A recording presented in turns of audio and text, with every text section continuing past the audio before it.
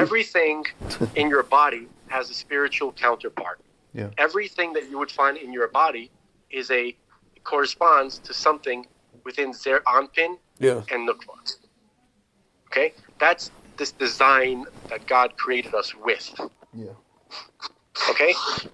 God set it into motion. We see that we are a very complex creatures, right? Our body works with, there's an immense amount of complexity and sophistication. Okay? That was already there.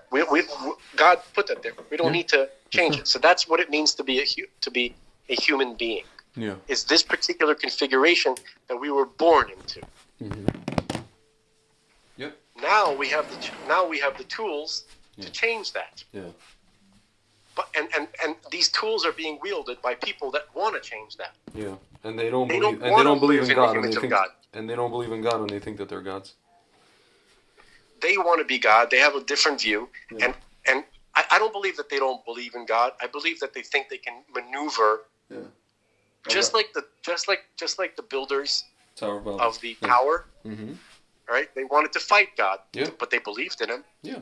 And just like the people before the flood, their wisdom of physics and engineering was so sophisticated that they felt that they had their understanding of the system that we live in was so complete that they felt that they could prevent the retribution that they knew was coming for the way that they were behaving. Right? They knew that their behavior would lead naturally to a catastrophe, so they thought that they could artificially prevent that. Okay, God changed the laws of nature, and then they couldn't predict.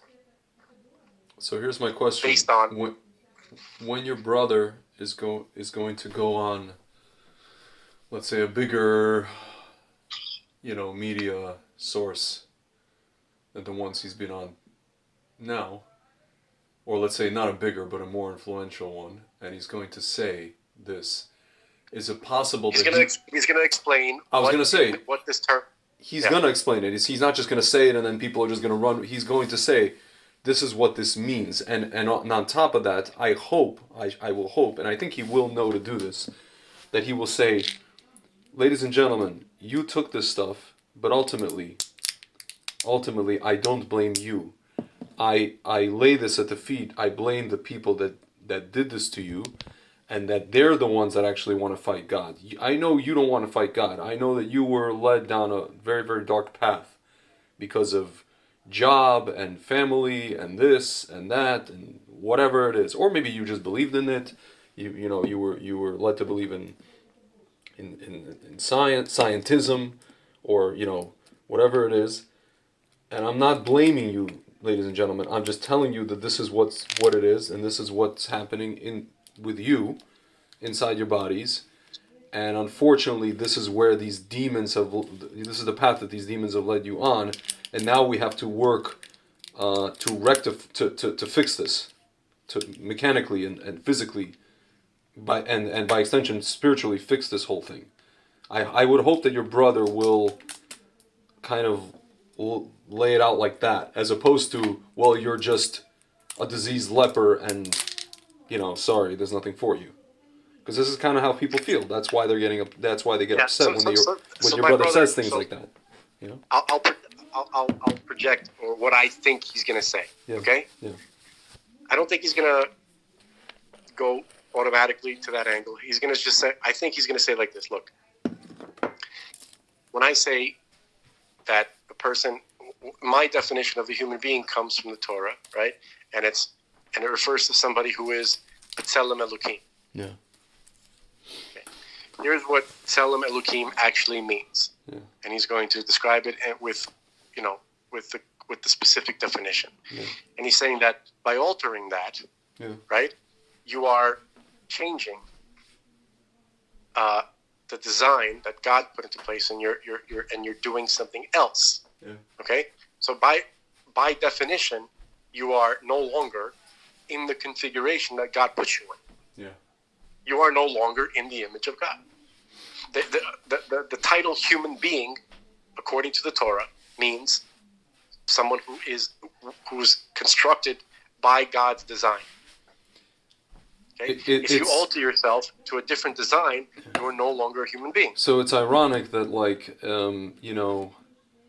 people already have been trying to augment themselves physically in the sense of not their DNA, but, you're talking about this rampant plastic surgery industry. So augment is not, it's adding to, it's not changing the essence of. Because a person, because their essence has been changed, right? Yeah. And let's say they're not technically considered Adam, right? So, which means man. That's the definition of man, right? Yeah. So you are, you're still, doesn't mean that you should be a second-class citizen or creature. No one's saying, okay, now it's cool. You no longer have the status of human being. Of course, they're gonna try to push that angle. Obviously, this is what he's saying. Like he's saying that these people are not human anymore, and they don't deserve human rights. Yeah. That's what they're going to say. Yeah. Okay, obviously that is not at all. That's stupid. That's idiotic. Okay. Yeah. So the point is that we have to stop. It's telling the world to stop what you're doing. Stop changing yourself. Okay. Yeah. You're not necessarily past the point of no return. Okay. Let's work on this. Let's look at this. Let's assess the damage that has been done. Let's not do any more damage. Yeah. And let's see if we can reverse this. Yeah. Now, I have just a speculation, a personal theory, because when you learn about Mashiach, right, some of the things that are said about Mashiach is that he is a perfect, not a perfect. There's no human being that's perfect, but he is the person who achieves the closest resemblance to Zer Anpin. Okay? Yeah. And he is completely resonating with Zer Anpin. Yeah. Okay? He really took Zer Anpin and his example to heart and emulated him and resonated with him in every way. Yeah. Now, something happens when you resonate with Zer Anpin, with this design that God set out, okay, for us to be like and follow. Okay? You begin, this incredible shefa starts flowing to you. Yeah. Okay? This infinite knowledge and light and energy and enlightenment begins flowing into a person like that. Not because they're anything special, because they set themselves up in the right spot. Yeah. Okay? So imagine, like, as a metaphor, you have Zer Anpin, right? This partsuf that God created for us to emulate, right? God uses this as a tool, okay? And then Zer Anpin is, let's say, is just allegorically, metaphorically, floating in the sky, right? So if you want to receive the shefa, you got to stand directly underneath him in the right, just got to find that sweet spot. Yeah. And then the shefa starts flowing, just by default. Yeah. Okay? So Mashiach is the guy who did that. Yeah. And so what is this shefa? The shefa is infinite knowledge. Yeah.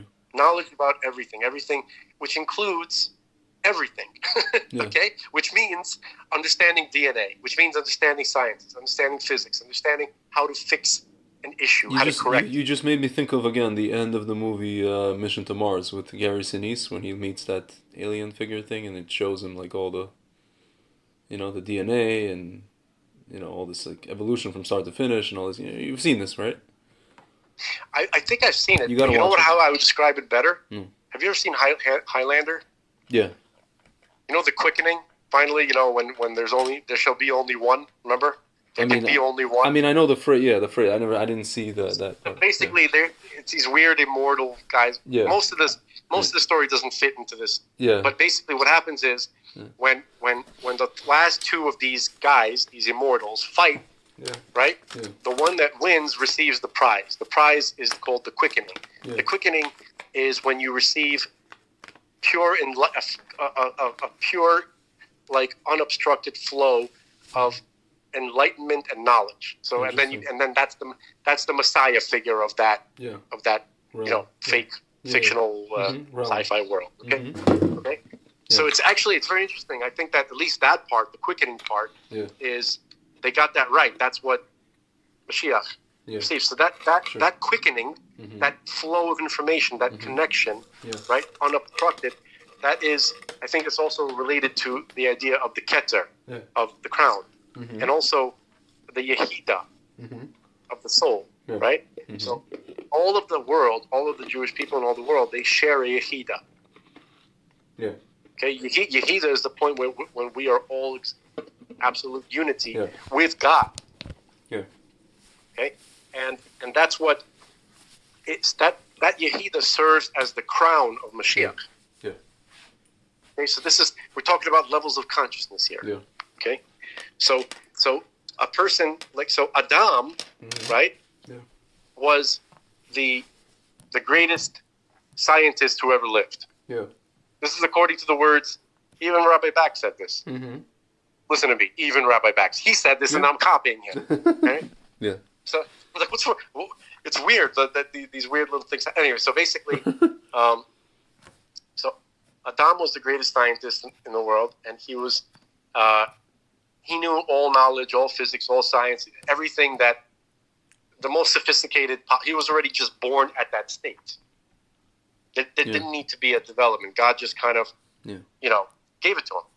Okay, so he could travel anywhere in the universe. Not just in the physical, but to any point in spiritual. It was different. Existence was different. So Mashiach is going to be that guy. So basically, the only way for this to be healed is through Mashiach. That's what you're saying. It would seem that this is such a complicated cluster F. Yeah. That it would it would have to be cluster like saying, supernatural intervention. Yeah. Okay. So basically. So what's really happening?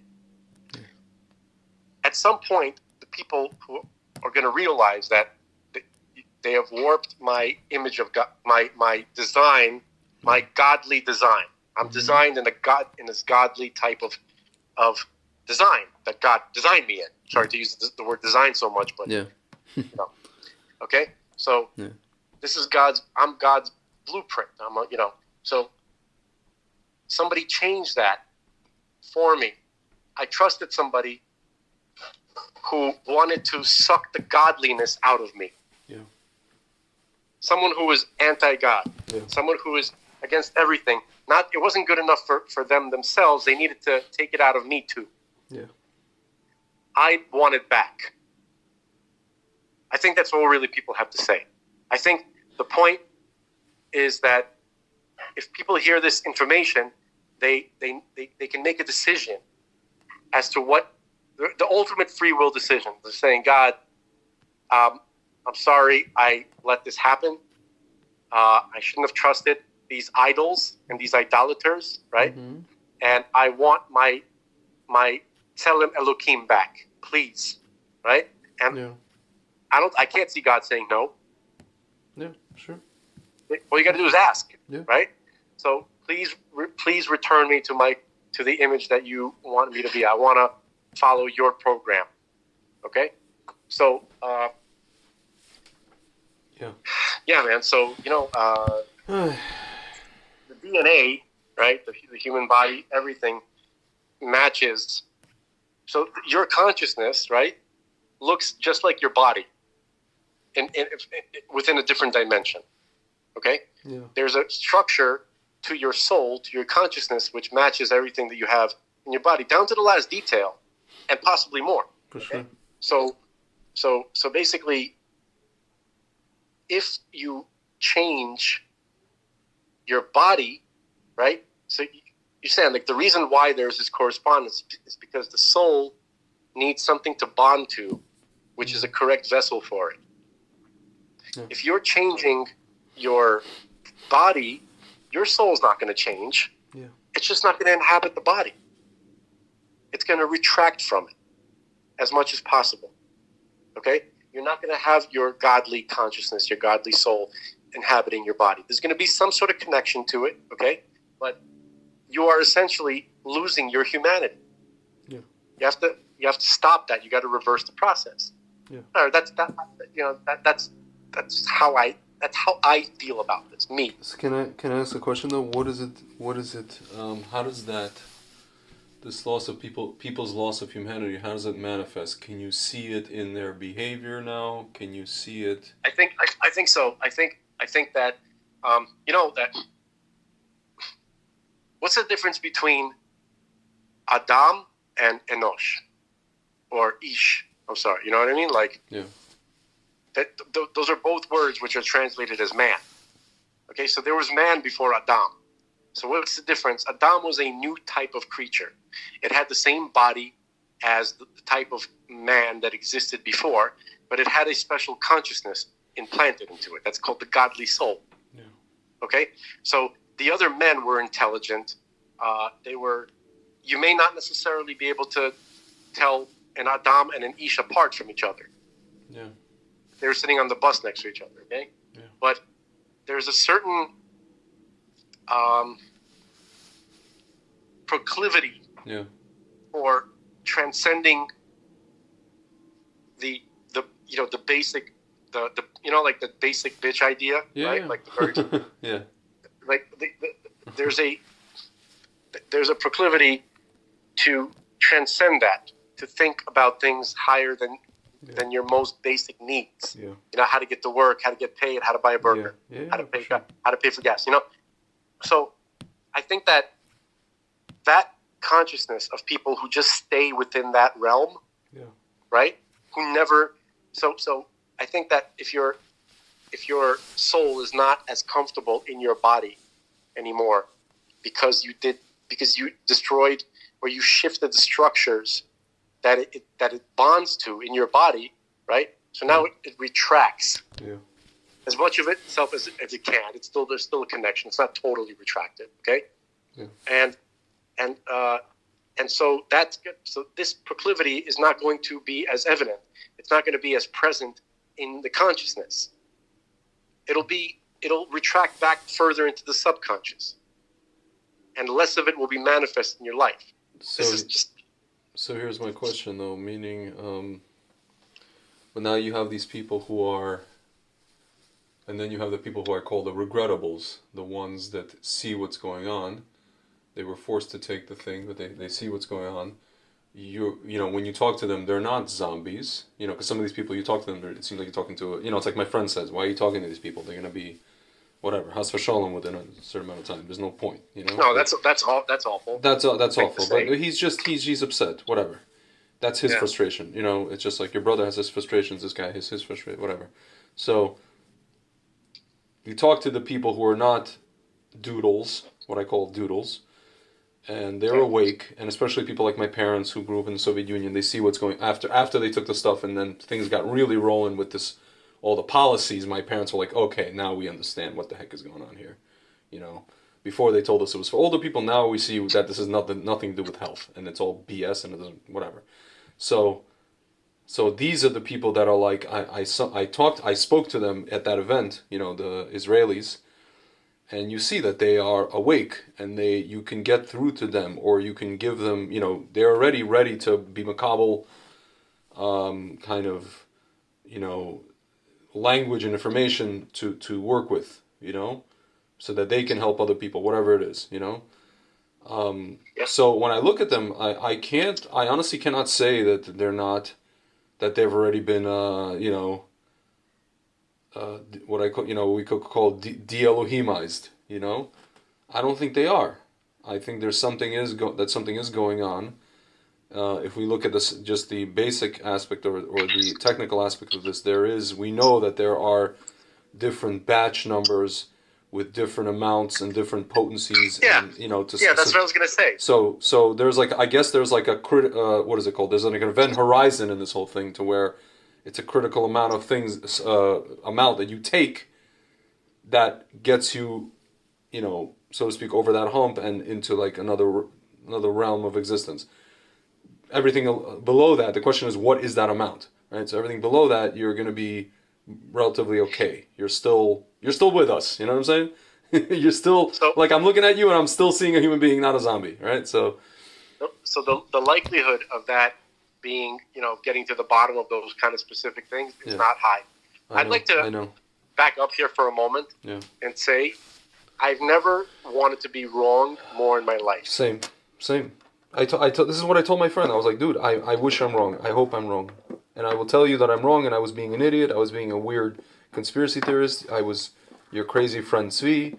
and I was, whatever. I was in my own stupid vortex, and whatever. Because if people like, if there's a backlash at us saying you were wrong and you were saying this and you were saying that, that's on the one hand, that's a wonderful thing because that evil scenario didn't occur. Yeah, it's worth it to hear people cursing at you and saying, "Oh." I will stand there with a smile on my face, and I will say, "My friend, I love you. You can curse at me all you want.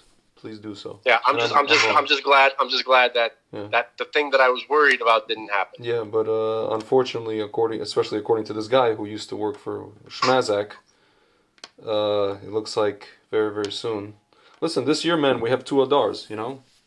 We have 2 Adars. Yeah. It almost seems like the first Adar is for everything to be kind of revealed, I think, and then the second Adar is for the Mizat Hashem, the din. It's not going to be on us. It's not going to be on the victims. It's going to be on the people who the din needs to be on. And, I don't know, man. I think we've had enough din. But basically, I think that first of all, let's hope that we are 100% wrong. I would be very happy. Yes. Now, let's say we're not entirely wrong. Okay? So, you have people who not necessarily did they get the thing, and not necessarily did it work the way they wanted it to. Yeah. Right? That's another hope. Yeah. What my brother is saying, regardless of the details as to how it turns out, the idea of using this type of technology to alter your DNA is the idea of altering your godly form. Yeah. Yeah. That's what he's trying to say. He goes, you have to understand what they're doing, what this technology can do, what they're trying to do with it, and then it's not clear to what level they're succeeding. Yeah. But understand that this is what they're trying to do. That's really what he's saying. Yeah. Yeah. And nobody can dispute that. They outright say it. Yeah. And that's the definition of what it means to be a human will change it, you will change another technology, right? What do you think they're talking about? In and of itself, that's bad enough. Yeah. Just the intention. The intention and the carrying out of the plan. Yeah. And then doing this thing of like, what is it? Coming in the form of prophecy, like they said, we told you that this was going to happen. Because you did it. Buts would come and then they would pick it, and then no buts. Yeah. So basically, that is. I hope that they're completely unsuccessful. Honestly, I only hope that they are successful on themselves. Oh yeah, sure. I hope that they push themselves right out of the human. You're assuming that they actually took this stuff. I doubt it. No, I mean I think that look, some of the stuff that was released to kill a lot of people. Yeah. Some of it was released to change people's DNA. Yeah. Okay? Yeah. Some of it was placebo. Yeah. Okay? It had to because be. It says it says so. If everybody starts dropping dead at once, it's a problem. Suspicious. Yeah. Okay? So we definitely know that they've already killed millions of people. Yeah. Okay? Yeah. And they're just trying to still kill many, many more people. Now they're just trying to hide it. Now they're just, not even that much. Yeah. Not even that much. They're not playing the long game. Yeah. It's just that's how stupid they think you are and lazy. Yeah. Okay? So I think we've adequately touched upon this idea. Yeah. And again, like to reiterate how wrong I hope I am. Yeah. Okay? Boy, would it be great. It would feel great to be wrong.